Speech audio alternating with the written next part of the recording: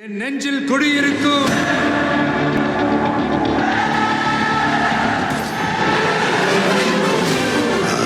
தளபதி.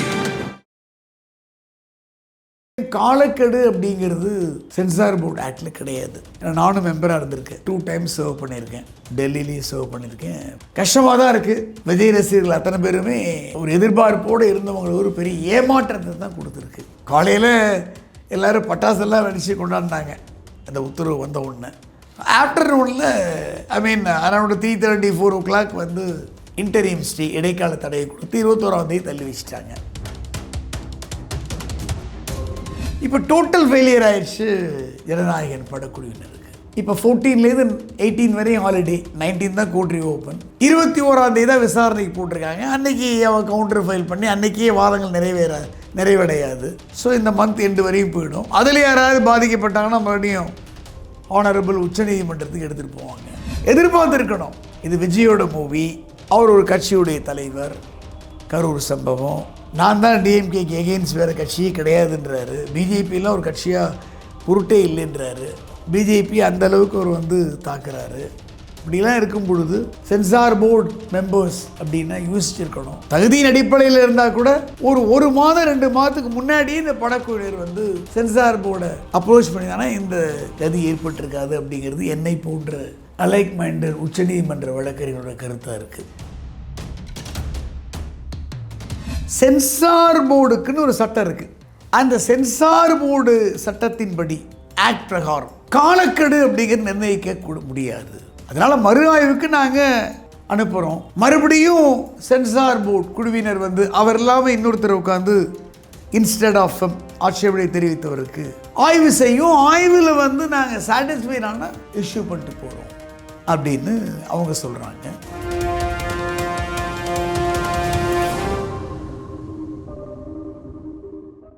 நேரில் அனைவருக்கும் தைப்பொங்கல் திருநாள் வாழ்த்துக்கள். அதாவது ஜனநாயகன் படத்தில் வந்து ஆட்சேபனைக்குரிய விஷயங்கள், மிலிட்டரி ட்ரெஸ்ஸு, மிலிட்டரி கோடு, பேட்சஸ் இதெல்லாம் இருக்குதுன்னு சொல்கிறாங்க. அது படக்குழுவினருக்கு தான் தெரியும், டீமுக்கு தான் தெரியும். ஸோ அவங்க ஒரு சென்சார் போர்டு மெம்பர் மாறுபட்ட கருத்தை தெரிவித்ததுனால மறு ஆய்வுக்கு மீண்டும் அனுப்ப போகிறோம். அதனால் சர்டிஃபிகேட்டை இஷ்யூ பண்ண முடியாது. ஸோ அவங்க ஆக்சுவலாக அந்த பொங்கல், அதாவது அதுக்கு முன்பே ரிலீஸ் ஆகிற அந்த டேட்டில் பண்ண முடியாத நிலைமை ஏற்பட்டது. ஹானரபிள் மெட்ராஸ் ஹைகோர்ட்டில் அவங்க நீதி பேராணை மனு ஒன்று தாக்கல் பண்ணாங்க. அது honourable justice her lordship miss நீதியரசி பிடி ஆஷா அவர்கள் முன்பு விசாரணைக்கு வந்தது. விசாரணையில் பல அடுக்கடுக்கான கேள்விகளை ஹானரபிள் நீதியரசி எழுப்பினாங்க. அதுக்கப்புறம் வாத பிரதிவாதங்கள் எல்லாம் கேட்குறாங்க. மத்திய அரசின் சார்பாக assistant solicitor general elder brother mister AR Sundaresan appear. Censor போர்டுக்குன்னு ஒரு சட்டம் இருக்குது. அந்த சென்சார் போர்டு சட்டத்தின்படி ஆக்ட் பிரகாரம் காலக்கெடு அப்படிங்கிறது நிர்ணயிக்க முடியாது. அதனால் மறு ஆய்வுக்கு நாங்கள் அனுப்புகிறோம். மறுபடியும் சென்சார் போர்டு குழுவினர் வந்து அவர் இல்லாமல் இன்னொருத்தர் உட்காந்து இன்ஸ்டெட் ஆஃப் ஆட்சேபனை தெரிவித்தவருக்கு ஆய்வு செய்யும். ஆய்வில் வந்து நாங்கள் சாட்டிஸ்ஃபைடான இஷ்யூ பண்ணிட்டு போகிறோம் அப்படின்னு அவங்க சொல்கிறாங்க. இதுக்கிடையில் படக்குழுவினர் சார்பு பிரதர் அட்வொகேட்டில் தீர்ப்பை நீங்கள் உடனே சொல்லிடுங்க, நாட்டாமல் தீர்ப்பை சொல்லுங்கள் அப்படின்னு சினிமாவில் சொல்கிற மாதிரி அப்படிலாம் சொல்ல முடியாது, நிர்பந்தப்படுத்த முடியாது. நீங்கள் வேணால் சென்சார் போர்டில் போய் நீங்கள் குயிக்காக விரைவாக நீங்கள் ஆய்வு செய்து சர்டிஃபிகேட் கொடுங்கன்னு கேளுங்க. பாசிபிள் நான் வேணால் சூழ்நிலையை கருத்தில் கொண்டு இன்றைக்கி ஜட்ஜ்மெண்ட் ப்ரொனவுன்ஸ் பண்ண முடியுமான்னு பார்க்குறேன்னு ஹானரபிள் நீதியரசி சொல்கிறாங்க. இன்றைக்கு காலையில் ஜட்ஜ்மெண்ட். உடனடியாக ஜனநாயகன் படத்திற்கு U/A சான்றிதழ் வழங்க வேண்டும்னு ரிட் ஆஃப் மேண்டமஸ் நீதி பேராணையை பிறப்பிக்கிறாங்க. காலையில் ஒரு 10:30 வச்சுங்களேன்.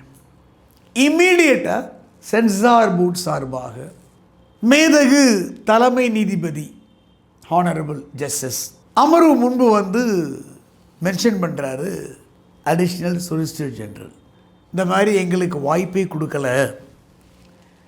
காலக்கெடு அப்படிங்கிற சட்டத்தை எதுவும் சொல்லப்படலை, அப்படி இருக்கும் பொழுது எப்படி வந்து நீங்கள் உடனடியாக UBAR-A சான்றிதழ் வழங்கணுன்னா நாங்கள் சென்சார் போர்டு சென்சார் பண்ணணுமா வேண்டாமா, இந்த மாதிரி உறுத்து கட்டளை நீதி பேராணையெல்லாம் பிறப்பிக்க முடியாது, இது வந்து illegality, error apparently faced on the record, இது அல்ட்ரா வைரஸ் பியாண்ட் 226 பவர்ஸ் அப்படின்லாம் அவர் எடுத்து சொல்கிறார். Honourable justice is lordship chief justice அவரும் ஆனரபிள் ஜஸ்டிஸ் அருள்முருகன் அவர்களும் இதை நீங்கள் மணீந்திர மோகன் honourable Srivastava and honourable justice G Arulmurugan அமர்வுல வருது. அவங்க 2 நீதியரசர்களும் என்ன சொல்கிறாங்கன்னா, நீங்கள் மனுவாக தாக்கல் பண்ணுங்க, அப்படி தாக்கல் பண்ணால் பிற்பகலில் விசாரணைக்கு எடுக்கிறோம் அப்படின்றாங்க. இம்மீடியட்டாக சென்சார் போர்ட் பெட்டிஷனை ஃபைல் பண்ணுறாங்க. அதாவது ரிட் அப்பீல், இது WPயில் பண்ணுறாங்க. இப்போ WA section 15 letter patent act LPAன்னு சொல்லுவோம், அதில் ஃபைல் பண்ணுறாங்க. அதில் வந்து அவங்க ஸ்டேயும் கேட்குறாங்க. இடையில இவங்க அந்த அவசரத்தில் கேவியட்டை ஃபைல் பண்ணாங்களா இல்லையா அப்படின்னு தெரியல. விஜய் தரப்போ அல்லது படக்குழுவினர் தரப்போ விசாரணைக்கு வருகிறது. ஹானரபிள் தலைமை நீதிபதி கொண்ட அமர்வில் ஹானரபிள் நீதியரசர்கள் என்ன கேள்விகளை வைக்கிறாங்க அப்படின்னா, மத்திய சென்சார் போர்டு வாரியம் ஆய்வை முடித்து ஆட்சேபனை இன்றி உங்களுக்கு சர்டிஃபிகேட் கொடுக்கறதுக்கு முன்னாடி எதுக்கு நீங்கள் படத்தேதியை ரிலீஸ் தேதியை அனௌன்ஸ் பண்ணீங்க? உங்கள் அவசரத்துக்காக கோர்ட்டை நீங்கள் வந்து கைப்பாவையாக ஆக்க முடியுமா, நிர்பந்தப்படுத்த முடியுமா? சென்சார் போர்டுக்கு நீங்கள் வந்து ஒரு அவகாசத்தை கொடுத்து தானே நீங்கள் உத்தரவு பிறப்பிக்க முடியும். சென்சார் போர்டுக்கு வந்து டைமே கொடுக்காம அவங்க கவுண்டரே ஃபைல் பண்ணாமல் எப்படி நீங்கள் உத்தரவு பிறப்பிக்க முடியும்? கோர்ட்டை வந்து உங்கள் அவசரத்தை நிர்பந்திக்க முடியுமா அப்படின்னு பல கேள்விகளை எழுப்பி ஹானரபிள் தனி நீதிபதி ஹர் லார்ட்ஷிப் மிஸ் ஜஸ்டிஸ் நீதியரசி PT ஆஷா அவர்கள் உத்தரவுக்கு இடைக்கால தடையை விதித்து விட்டனர். வைத்துட்டு படக்குழு தரப்பு பதில் மனு அளிக்க அவகாசத்தை கொடுத்து 21ஆம் தேதிக்கு தள்ளி வச்சுட்டாங்க. ஸோ குறிப்பிட்ட தேதியில் இந்த படத்தை ரிலீஸ் பண்ண முடியல. பொங்கல், மாட்டு பொங்கல், காணும் பொங்கல் தான் கலெக்ஷன் லைக் எலெக்ஷன் பண்ண முடியல.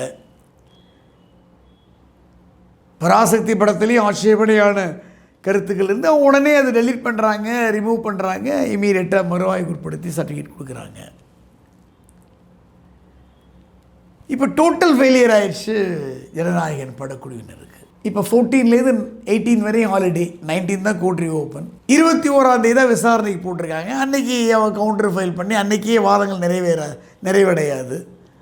ஸோ இந்த மந்த் எண்டு வரையும் போயிடும். அதில் யாராவது பாதிக்கப்பட்டாங்கன்னா மறுபடியும் ஹானரபிள் உச்சநீதிமன்றத்துக்கு எடுத்துகிட்டு போவாங்க. ஸோ இந்த சட்ட சிக்கல்களால் ஜனநாயகனுடைய ரிலீஸ் தேதி தள்ளி போய் உள்ளது. இது சொல்லப்போனால் வச்சு செஞ்சுட்டாங்கன்னு தான் சொல்லணும். விஜயையும் படக்குழுவினரையும் அவருக்கு போராத காலம்னு நினைக்கிறேன். பட் என்ன பண்ணியிருக்கணும், அவர் வந்து ஒரு கட்சியுடைய தலைவர், எஃபெக்டிவாக கேம்பெயின் போகிறாரு. நான் தான் டிஎம்கேக்கு மாற்று, வேறு யாரும் கிடையாது, பிஜேபிலாம் ஒரு கட்சியே இல்லை அப்படின்னு பல எகெயின்ஸ்ட் ப்ரொபகண்டா பண்ணிகிட்ருக்காரு. ஸோ அந்த மாதிரி சூழ்நிலையில் இந்த படக்குழுவினர் என்ன பண்ணியிருக்கணும், 2 மாதத்துக்கு முன்னாடியே என்ன பண்ணியிருக்கணும், இவங்க சென்சார் போர்டுக்கு போயிருக்கணும். அப்போ காலக்கெடுவே இல்லைன்னா கூட மறுமறு ஆய்வெல்லாம் உட்படுத்தி இல்லைன்னா சர்டிஃபிகேட் கொடுத்துருப்பாங்க, இல்லை ரெஃப்யூஸ் பண்ணியிருப்பாங்க. ஆட்டோமேட்டிக்காக கோர்ட்டில் ஆர்டர் வாங்கி கரெக்டாக அந்த தேதியில் ரிலீஸ் பண்ணியிருக்கலாம். இது படக்குழுவினருடைய இயலாமை, சட்ட அறிவு இல்லாமல். ஏன்னா எதிர்பார்த்துருக்கணும், இது விஜயோட மூவி, அவருடைய லாஸ்ட் மூவி என்று சொல்லப்படுகிறது. அவர் ஒரு கட்சியுடைய தலைவர், கரூர் சம்பவம், நான் தான் டிஎம்கேக்கு எகெயின்ஸ்ட் வேறு கட்சியே கிடையாதுன்றாரு. பிஜேபியெலாம் ஒரு கட்சியாக பொருட்டே இல்லைன்றாரு. பிஜேபி அந்தளவுக்கு அவர் தாக்குறாரு. இப்படிலாம் இருக்கும் பொழுது சென்சார் போர்டு மெம்பர்ஸ் அப்படின்னா யோசிச்சிருக்கணும். தகுதியின் அடிப்படையில் இருந்தால் கூட ஒரு மாதம் 2 மாதத்துக்கு முன்னாடியே இந்த படக்குழுவினர் சென்சார் போர்டை அப்ரோச் பண்ணிதானா இந்த கதி ஏற்பட்டிருக்காது அப்படிங்கிறது என்னை போன்ற அலைக் மைண்டட் உச்சநீதிமன்ற வழக்கறிஞரோட கருத்தாக இருக்குது. But at the same time காலக்கெடு அப்படிங்கிறது சென்சார் போர்டு ஆக்டில் கிடையாது. ஏன்னா நானும் மெம்பராக இருந்திருக்கேன். சில வருடங்கள் 2 டைம்ஸ் சர்வ் பண்ணியிருக்கேன். டெல்லியிலையும் சர்வ் பண்ணியிருக்கேன். அண்ட் ஒரு கீ பாயிண்ட்ஸ் கொடுத்துருவாங்க. இப்போ எங்களை மாதிரி அட்வொகேட் சென்சார் போர்டு மெம்பராக போனால் சட்டத்தோடு போவோம். நான் அட்வொகேட்ஸ் வராங்கன்னு வச்சுக்கோங்க, சோஷியல் ஆக்டிவிட்டிஸ்ட்டு இல்லைன்னா சினிமா துறையிலேருந்து வரவங்களுக்கு சட்டம் தெரியாது. இப்போ நான் தான் சொல்லிக் கொடுக்கணும். ஒரு ஆட்சேபனை அப்படின்னு ஒரு கொடுத்துருப்பாங்க. இறையாண்மைக்கு எதிரானதாக இருக்கக்கூடாது, மிலிட்டரிக்கு எகெயின்ஸ்டு, டிஃபென்ஸு, மிருகவதை இருக்கக்கூடாது, ரொம்ப வன்முறை இருக்கக்கூடாது, பாடல் காட்சிகளில் ரொம்ப வன்மம் இருக்கக்கூடாது, காமம் இருக்கக்கூடாது, ட்ரெஸ்ஸு, பல விஷயங்கள் இருக்குது. சில விஷயங்கள்லாம் அலவுடு, சில விஷயங்கள் நாட் அலவுடு. அது ஒவ்வொரு மெம்பருடைய அப்சர்வேஷன். ஸோ இவங்க எதிர்பார்த்து கொஞ்சம் ஒரு 2 மாதத்துக்கு முன்னாடியே அப்ரோச் பண்ணியிருந்தால் இந்த விஷயங்களை தவிர்த்திருக்கலாம். கஷ்டமாக தான் இருக்குது. விஜய் ரசிகர்கள் அத்தனை பேருமே ஒரு எதிர்பார்ப்போடு இருந்தவங்களுக்கு ஒரு பெரிய ஏமாற்றத்தை தான் கொடுத்துருக்கு. காலையில் எல்லோரும் பட்டாசெல்லாம் வெடித்து கொண்டாடினாங்க அந்த உத்தரவு வந்த உடனே.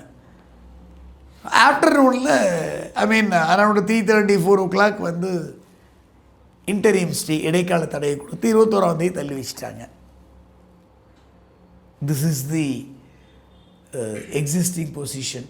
இப்போ 21ஆம் தேதியுமே விசாரணைக்கு இருக்கப்படும். ஆமாம், விசாரணைக்கு ஏற்கப்படும். அவங்க பதில் மனு தாக்கல் பண்ணணும், சென்சார் போர்டும் ஆர்கியூ பண்ணணும், இவங்களும் ஆர்கியூ பண்ணணும், விஜய் தரப்புலையும் அட்வொகேட்ஸ் வச்சு ஆர்கியூ பண்ணலாம். இந்த ஆல் சைட்ஸ் ஹியர்ட் ஆகி ஜட்ஜ்மெண்ட் அப்படிங்கிறது இந்த மந்த் என்று கூட ஆயிடலாம், சொல்ல முடியாது. So total collapse and failure தான் படத்துக்கு. ஏன்னா இந்த கலெக்ஷன் அப்படிங்கிறது பொங்கல் டயத்தில் மட்டும்தான். பொங்கல், மாட்டுப்பொங்கல், போகி, இந்த காணும் பொங்கல் தான் கலெக்ஷன், ரஷ் எல்லாமே. ஸோ ஆடி போயிடுதில்ல, நமக்கும் கஷ்டமாக தான் இருக்குது. What to two? பட் நான் என்ன ப்ளேம் பண்ணுறேன்னா, படக்குழுவினரை நான் கடுமையாக ப்ளேம் பண்ணுறேன். உங்களுக்கு எல்லாமே தெரியும், தெரிஞ்சு ஆன்டிசிபேட் பண்ணி அட்லீஸ்ட் ஒரு 2 மாதத்துக்கு முன்னாடியே நீங்கள் சென்சார் போர்டு அப்ரோச் பண்ணியிருந்தீங்கன்னா ஏதோ ஒன்று நடந்திருக்கும். இப்போ நீங்கள் இந்த கோர்ட்லனா சுப்ரீம் கோர்ட்டில் போயாவது நீங்கள் ஒரு ரிலீஃப் வாங்கிட்டு ரிலீஸ் பண்ணியிருக்கலாம். திங்கட்கிழமை சுப்ரீம் கோர்ட்டை அணுக போகிறதா ப்ரொடக்ஷன் சைடுன்னு சொல்கிறாங்க. அது எப்படி அணுக முடியும்? நீங்கள் இது ரிட் பெட்டிஷன் ஃபைல் பண்ணுறீங்க, இன்டர் கோர்ட் அப்பீல் கிடையாது. WPக்கு அப்புறம் WA தான். ஆனால் ஒரு ரிலீஃப் இருக்குது, ஒரு ரெமெடி இருக்குது. இந்த இன்டரிம் இடைக்கால தடை கொடுத்துருக்காங்கல்ல, அதை மட்டும் நீங்கள் சுப்ரீம் கோர்ட்டுக்கு எடுத்துகிட்டு போய் நீங்கள் சேலஞ்ச் பண்ணலாம். WAல ஒரு WMPன்னு பேர், அது அந்த எம்பியில் இன்டரிம் ஸ்டே கொடுத்துருக்காங்க. ஸோ அந்த இடைக்கால தடையை மட்டும் மேல் முறையிட்டு நீங்கள் இங்கே முடிச்சுட்டு தான் அங்கே போக முடியும். WAவை எக்ஸாஸ்ட் பண்ணி தான் நீங்கள் சுப்ரீம் கோர்ட் போக முடியும், SLP. பட் இந்த இன்டரிம் ஸ்டே இருக்கிற இடைக்கால தடை, அதுக்கு நீங்கள் SLP போகலாம். அவங்க டெஃபினட்டாக அப்ரோச் பண்ணலாம். பட் அவங்களும் சுப்ரீம் கோர்ட்டில் என்ன சொல்லுவாங்க அப்படின்னா, இன்னும் ஃபைனல் டெசிஷன் எடுக்கல, வெயிட் பண்ணுங்களேன் அப்படின்னு தான் சொல்லுவோம். ஒரு பெரிய பப்ளிக் இம்பார்ட்டன்ஸ் மேட்டர் கிடையாது இல்லை அது. சார் பராசக்தி படத்துக்குமே இதே மாதிரி சென்சார் கிடைக்காம கூட இருந்தது. இப்போ அந்த படத்துக்கு மட்டும் எப்படி சார் கிடைக்கும்? அவங்க என்ன பண்ணுறாங்க, இம்மீடியட்டாக மறு ஆய்வுக்கு உட்படுத்துறது கொண்டு போனாங்க. ஆட்சேபனை சொன்ன அத்தனையுமே டெலிட் பண்ணிட்டாங்க, ரிமூவ் பண்ணிட்டாங்க, ஒத்துழைச்சாங்க, கொடுத்துட்டாங்க. தீர்ப்பு என்னவா வர வாய்ப்பு இருக்குது? எப்படியும் மறு ஆய்வுக்கு உட்படுத்தினாங்கன்னா ஏதாவது ஆட்சேபனைக்குரிய சீன்ஸ் இருந்தால் டெலிட் பண்ணுன்னு சொல்ல போகிறாங்க, கட் பண்ணுன்னு சொல்ல போகிறாங்க. அதை கட் பண்ணிட்டு நீங்கள் கமலோட அந்த அதெல்லாம் கேள்விப்படாது, கட் பண்ணிட்டு நீங்கள் சப்மிட் பண்ணிங்கன்னா மறுபடியும் பார்த்து சர்டிஃபிகேட் கொடுக்க போகிறாங்க. சர்டிஃபிகேட்டே கொடுக்க முடியாதுன்னு சொல்ல முடியாது. அண்டர்ஸ்டாண்ட்? சர்டிஃபிகேட் எப்படி இஷ்யூ பண்ண தான் போகிறாங்க. அவங்க என்னென்ன அப்ஜெக்ஷனபிள் சீன்ஸ் இருக்கோ, ஆட்சேபனைக்குரிய காட்சிகளை ரிமூவ் பண்ணுங்க, கட் பண்ணுங்க. எவ்வளோ கட் இருக்குன்னு நமக்கு தெரியாது, படக்குழு தான் அது தெரியும். என் நெஞ்சில் குடியிருக்கும்